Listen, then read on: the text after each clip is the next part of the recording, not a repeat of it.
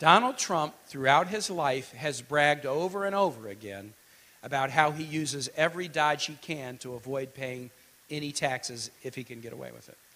And on a couple of occasions when he's applied for like casino licenses, he's had to turn over tax records in the 80s and 90s, and on a couple of occasions they showed, with a phalanx of lawyers and accountants and whatever, he was able to avoid paying any federal taxes.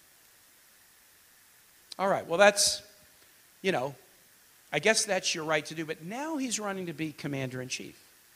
And now Donald Trump says, I'm going to be great for the military.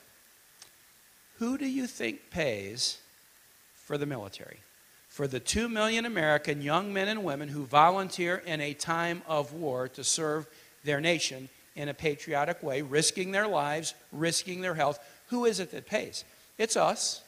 We don't love taxes. I mean, nobody does. But we know it's part of being a civilized nation that you have an obligation to society and that you want to contribute to support the things that are important, like our military.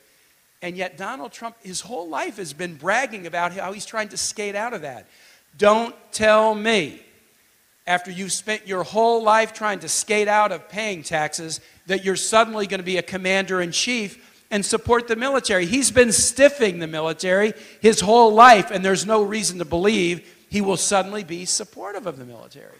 I mean, and then everybody here knows how important service to veterans are. Our VA services, but more broadly, we make a promise. And when people leave, we got to keep up with that promise. We don't need to do less for veterans. We've got to be better at making sure we honor the obligations that we have to our veterans. In fact, while I'm asking about this, raise your hand if you're veteran, active duty, guard, reserve, or if you're a military family. Just raise your hand. Okay, well, we got a good number here. So we want to make sure that we honor our obligations to veterans. Donald Trump says, I'm going to be great for veterans. I'm going to be great for veterans. But if that tax return shows that he's been trying to skate out of paying any taxes, then he spent his whole life stiffing veterans.